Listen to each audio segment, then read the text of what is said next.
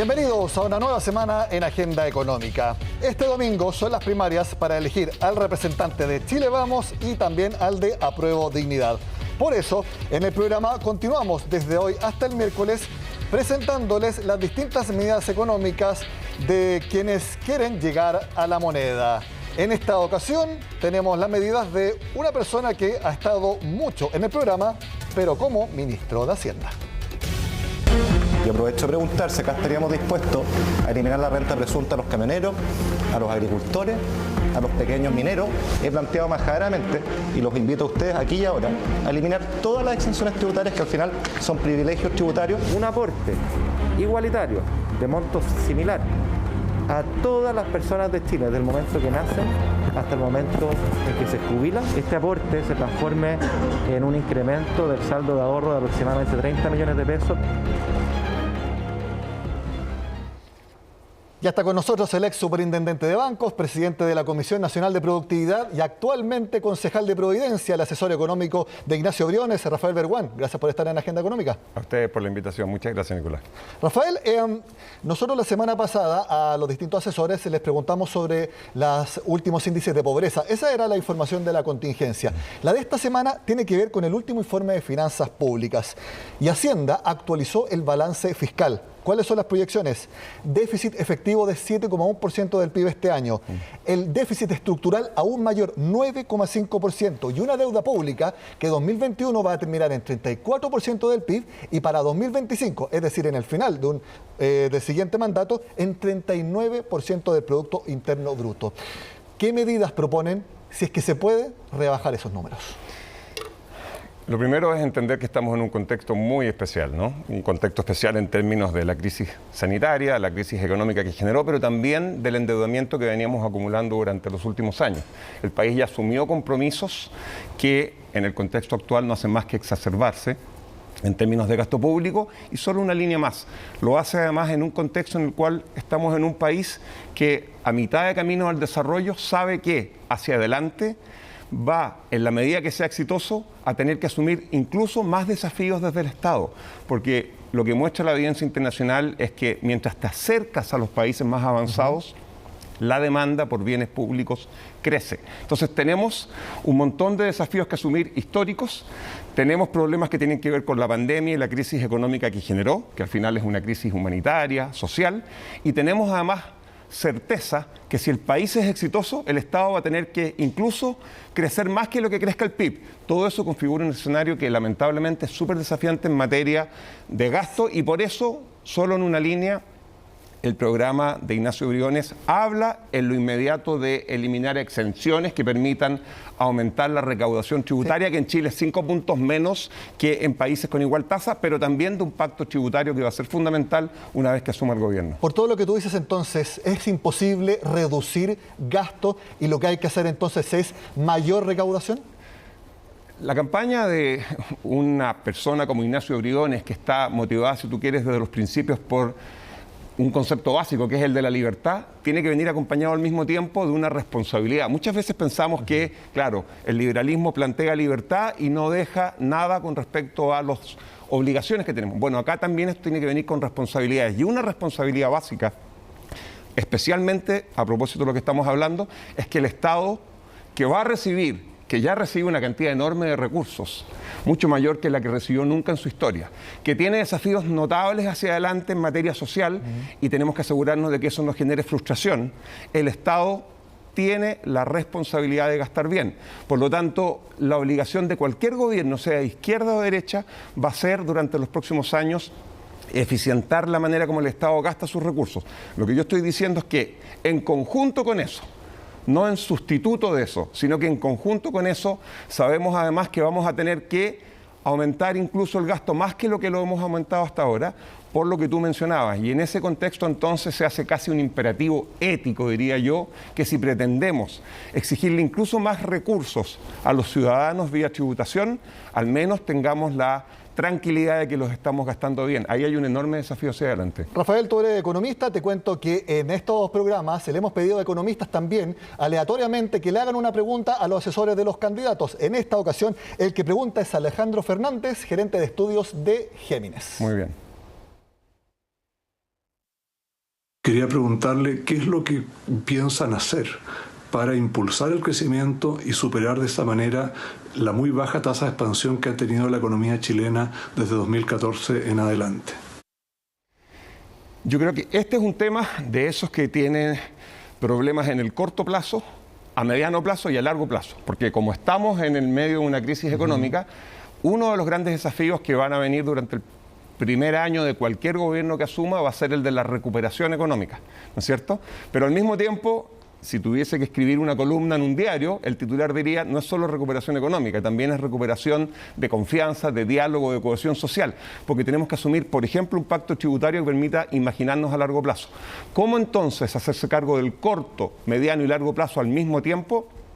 Hay un sinnúmero, y yo que presido la Comisión Nacional de Productividad podría hablar un par de horas, pero no tenemos tiempo, sobre muchas cosas que hay que hacer. Pero sí déjame tal vez poner énfasis en que hay algunos elementos que tienen la particularidad de poder ayudarnos en lo inmediato para la recuperación y para hacernos cargo también de que la gente pueda llegar a fin de mes con capacidad de comer y las empresas puedan llegar a fin de mes con capacidad de cumplir sus obligaciones de capital de trabajo y al mismo tiempo empecemos a cimentar un camino que nos acerque al desarrollo, tanto en el ámbito laboral como en el ámbito de la inversión. Menciono una línea en cada caso y no pretendo con esto decir nada que sea exhaustivo, por supuesto.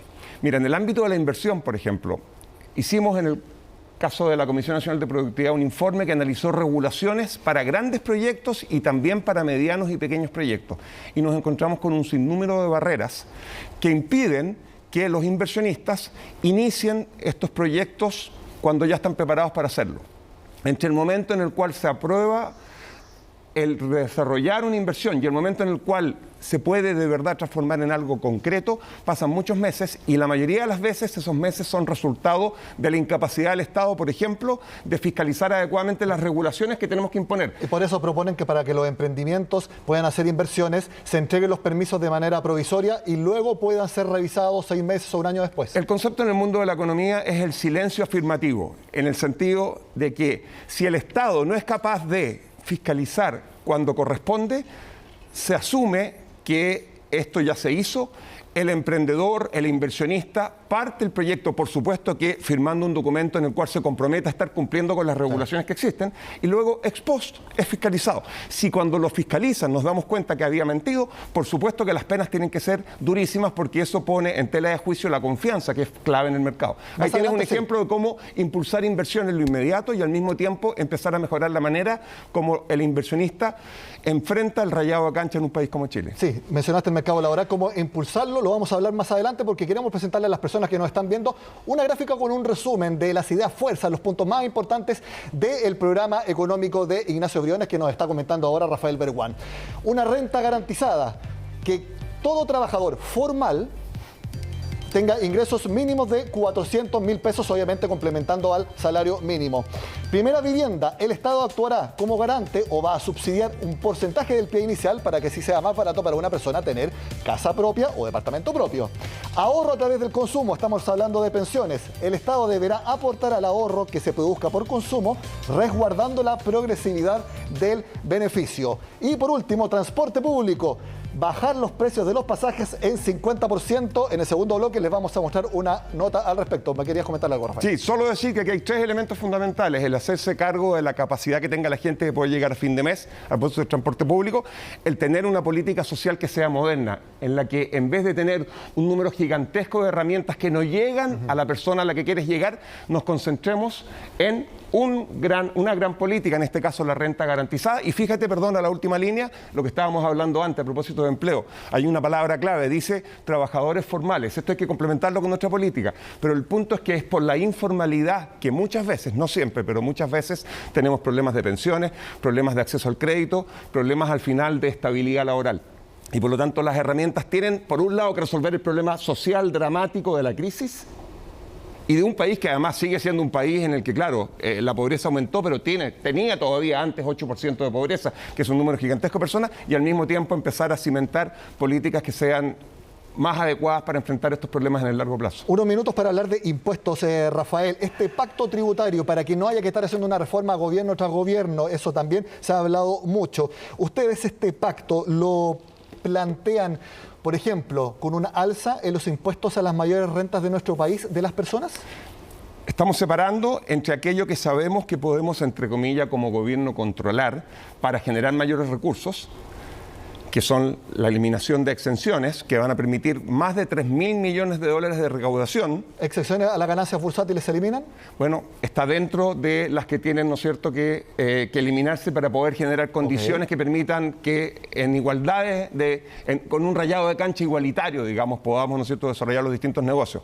Y al mismo tiempo hacemos también un compromiso en términos de impulsar un aumento importante, dado que el sector minero tiene que construir más que lo que ha construido hasta ahora, en términos de aumentar los derechos de explotación y exploración, que son en Chile cerca de 8% del que se observa en países como Canadá. Elevar el pago de Eso permitiría cerca de 2.000 millones de dólares más. Ahí tiene 5.000 millones. Elevar el pago de esas patentes más que, por ejemplo, un royalty que se discute. Entonces, los dos elementos anteriores, exenciones hacia abajo, que hoy día simplemente lo que hacen es permitir que tengamos un sistema que no es suficientemente justo, 3.000 millones de dólares.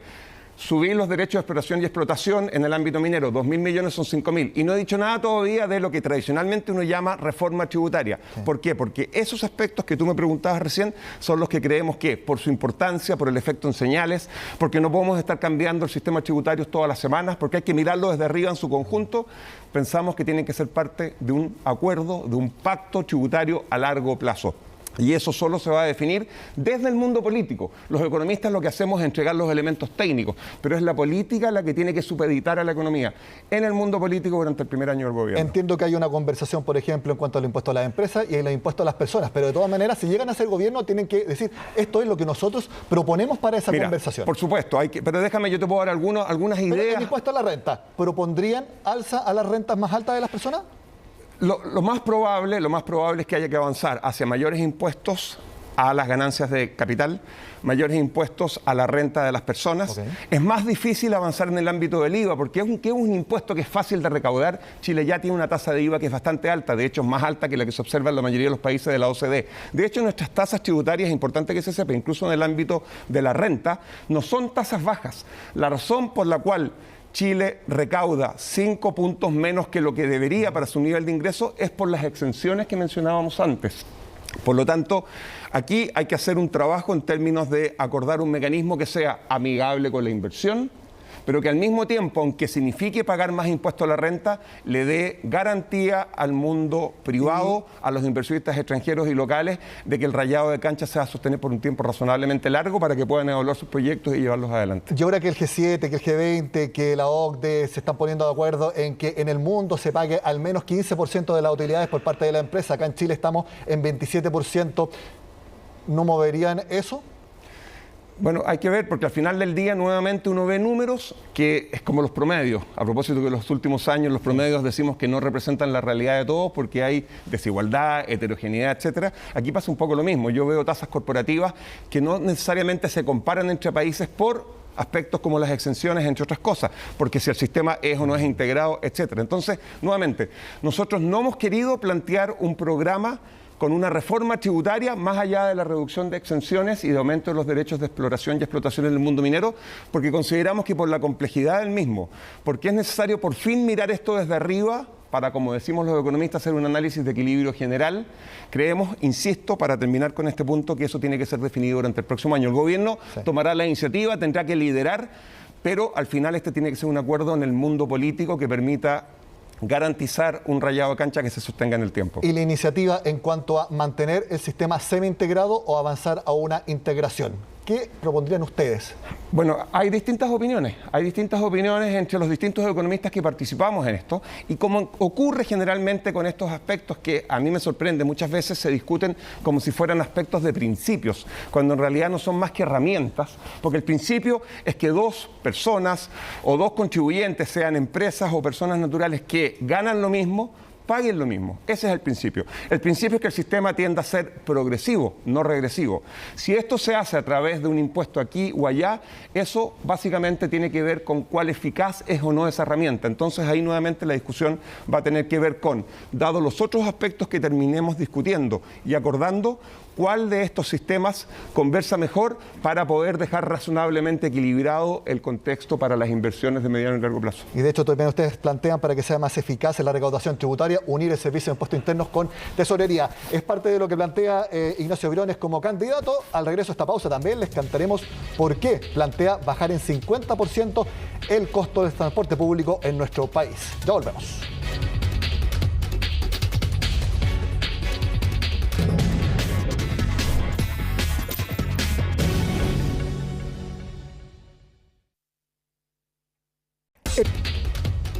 Uno de los detonantes de la crisis social de 2019 fue el alza del precio del transporte público en Santiago. 30 pesos que finalmente no se concretaron, pero sabemos que este ítem es una carga importante del gasto para las familias de nuestro país. Justamente ese punto busca combatir el candidato Ignacio Briones, rebajando a la mitad el costo del transporte público en Santiago y también el resto de Chile. ¿Cómo se va a financiar? Ese y otros detalles en la siguiente nota.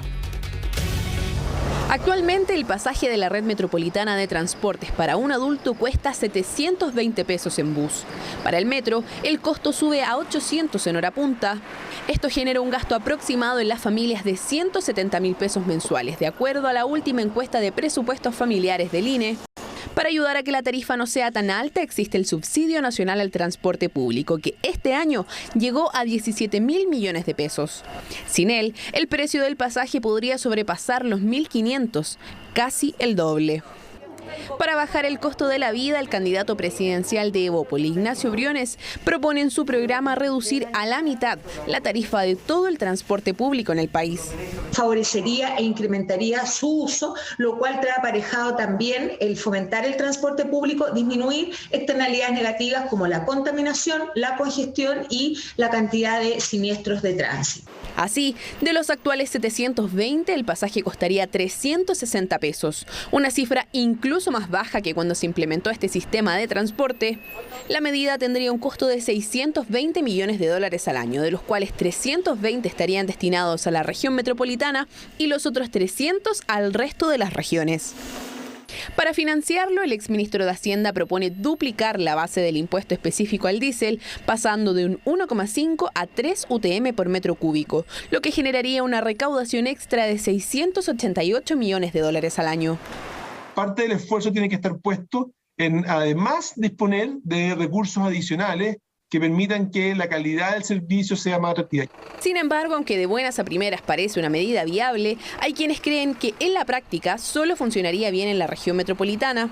El escenario en regiones es completamente distinto y el camino para mejorarlo debe iniciar, por ejemplo, en infraestructura o en la integración del sistema. Yo creo que algo importante que falta en regiones es las tarifas integradas, en el fondo, tener un sistema con tarifa integrada que permita en el fondo hacer un transbordo, que muchas veces es necesario, sin tener que pagar otro pasaje. Ahora bien, lo que no queda claro en la propuesta del candidato es qué va a pasar con la tarifa del metro capitalino. El sistema subterráneo está integrado con la flota de buses, pero aún así tiene un precio diferenciado. El metro es parte del Transantiago. Entonces, cuando tú estás subsidiando esto, estás subsidiando al metro también. El metro recibe pasajeros gracias a que los buses llevan pasajeros al metro y gracias a que la tarifa es integrada. Los estudiantes son los únicos que cuentan con tarifa unificada de 230 pesos para cualquier sistema, no importa el lugar del país. Los adultos mayores, por su parte, cuentan con beneficios de rebaja del 50% en buses y en el metro pagan 350 pesos. Uno de los grandes elementos que quedan fuera de esta propuesta es el transporte interurbano. El recorrido que necesita una persona de Melipilla para llegar al Gran Santiago, por ejemplo, cuesta 2.000 pesos y eso es adicional al uso de la tarjeta VIP.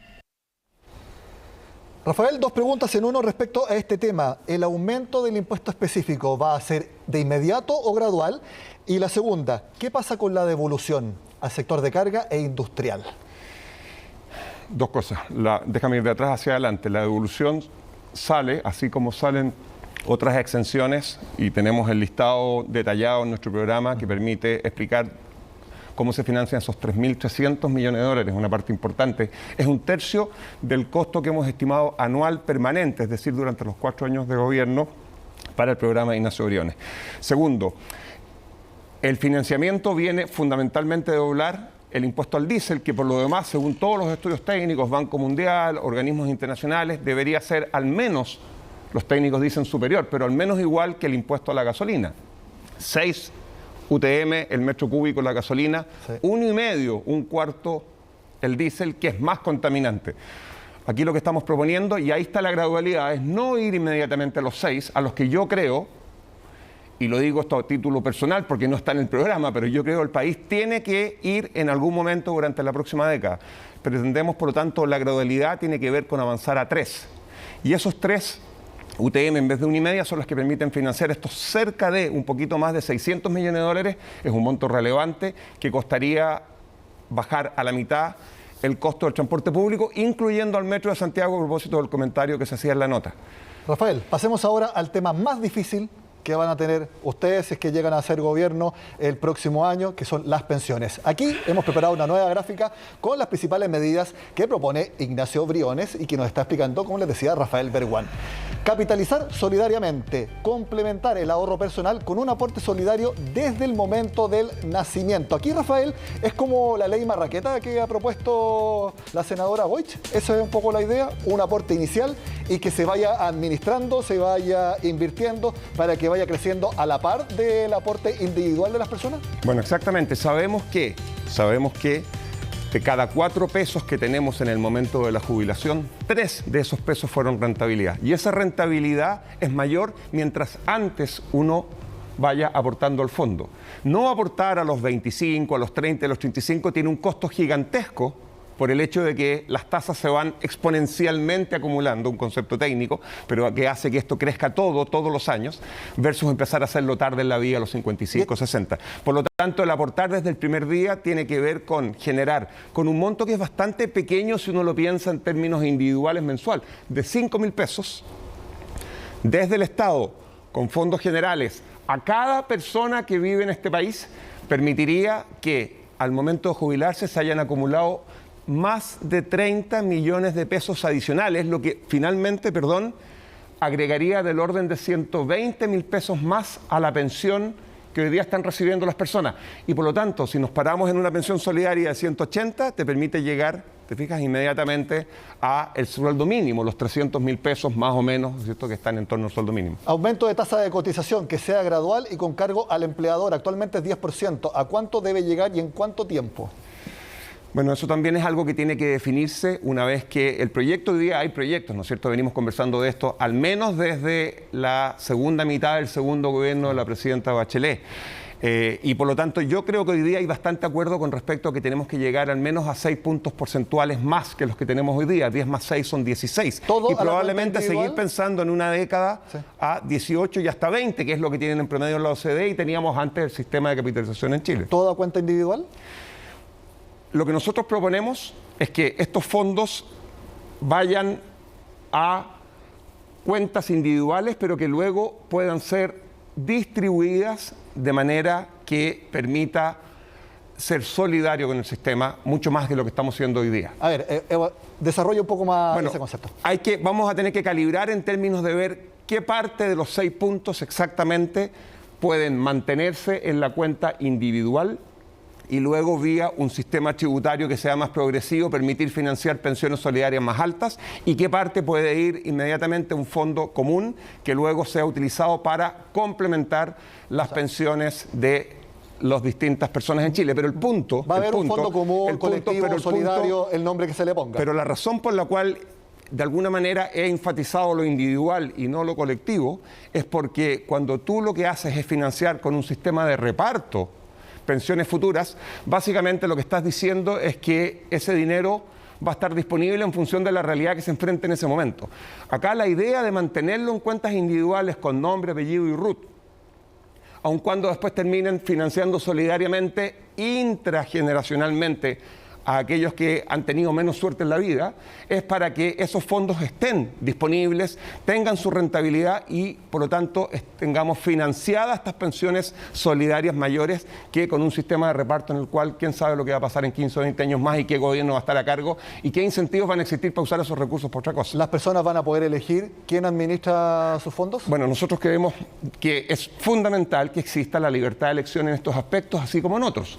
Y parte de eso pasa por introducir competencia permitiendo que instituciones públicas y privadas nos ofrezcan este producto, pero al mismo tiempo nosotros podamos, así como elegimos a un banco privado o a un banco estatal, en el caso chileno, podamos hacer lo mismo en el ámbito de las pensiones. Rafael, lo último de pensiones, ahorro a través del consumo. Esta es una idea original de Horizontal, que también lo han planteado muchas personas, también lo hemos visto acá en Agenda Económica. Esto no es que va a haber un registro exacto de las que las personas van gastando, entonces se sabe cuánto aportaron por IVA y de ahí se saca algo. Aquí se va a hacer una estimación y a raíz de esa estimación y de acuerdo al grupo socioeconómico de la persona, se le va a ir aportando. Mira, esto, déjame plantearlo primero en negativo, aun cuando esto podría, si no me escuchas la frase completa, me podría pegar en contra. Esto es como subir en un punto el IVA. ¿Ya? Y eso va a generar un montón de problemas, porque la gente va a decir esto es regresivo, porque la gente que tiene más ingresos consume una menor proporción de su ingreso y por lo tanto, como ahorra, entonces va a pagar un punto de algo, de una parte de su ingreso. Esto es como subir en un punto el IVA. Ahora, ¿qué sucede? Dos cosas. Primero, lo que sucede es que no todos estamos trabajando, y esa es una de las razones, las lagunas por las cuales muchas veces las pensiones no acumularon lo que se estimó que iban a acumular. Dos, incluso aquellos que están trabajando no siempre están trabajando formalmente. Un 30% de las personas en Chile trabajan informalmente y por lo tanto no terminan cotizando. Entonces, no todos estamos trabajando y para nada todos estamos trabajando formalmente, pero sí todos consumimos.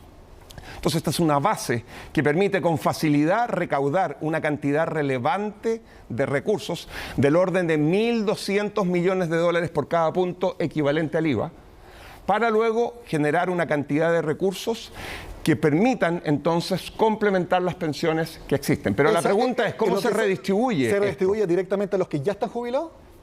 Bueno, esto va a permitir entonces que con esta recaudación podamos efectivamente tener recursos que le permitan a los que están recibiendo pensiones tener una pensión mayor. Pero el punto de fondo acá es para evitar el problema de la regresividad de esto que es tipo IVA, que entre paréntesis se hace en países como China, por ejemplo, y en varios países europeos.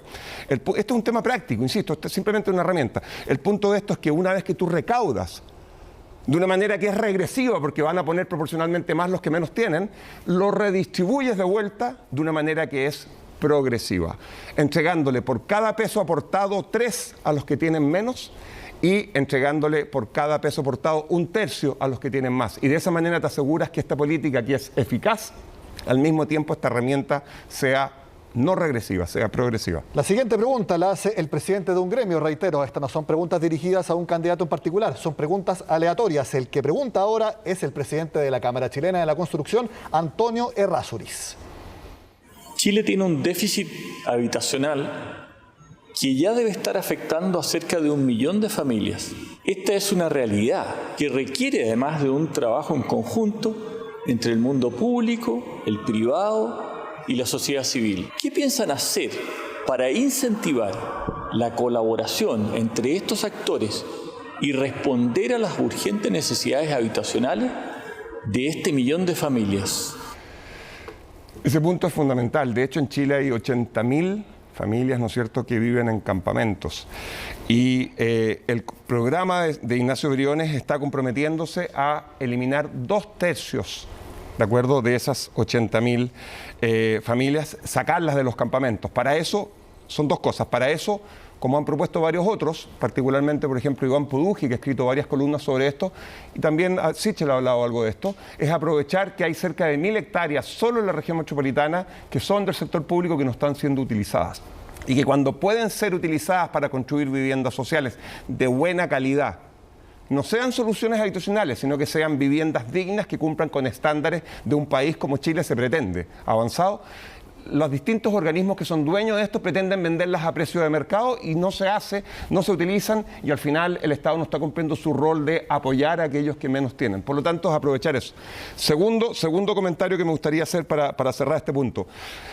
Para empujar la posibilidad de que todos tengan acceso a su primera vivienda, hemos propuesto que con apoyo vía garantías del Estado se pueda reducir el pie, que el sistema financiero privado, en función de las restricciones internacionales, exige típicamente y de acuerdo a las regulaciones que sea al menos 20% del valor de la vivienda a un 5%. Usted fue superintendente de bancos. Para que le explique a una persona cómo una garantía del Estado puede realmente bajar eso que cobran los bancos privados. Bueno, es que hay dos cosas. Lo primero es que cuando tú tienes las espaldas del Estado, que tiene mucha mayor capacidad de financiamiento, de endeudamiento y de generar recursos vía tributación, entre otras cosas, tú sabes que entonces el riesgo de que esos créditos no se recuperen, básicamente no voy a decir que es cero, pero en un país responsable y serio como Chile, desde el Estado son casi cero. Y por lo tanto, el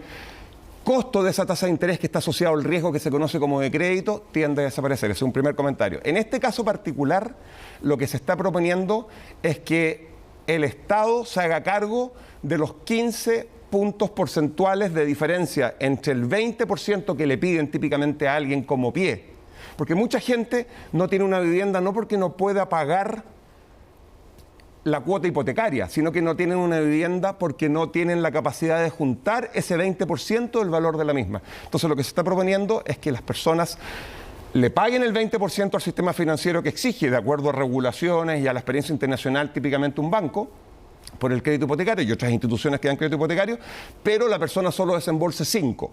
Los 15 puntos de diferencia los pone el Estado. Luego, durante el crédito hipotecario, le devuelves tú al Estado esos recursos, pero en 20 años. Y por lo tanto, tu cuota hipotecaria cambia muy poquito y tienes acceso. Esto es solo para la primera vivienda. Rafael Berguán, asesor económico de Ignacio Briones. Gracias por estar en Agenda Económica. No, a ustedes, muchas gracias por la invitación.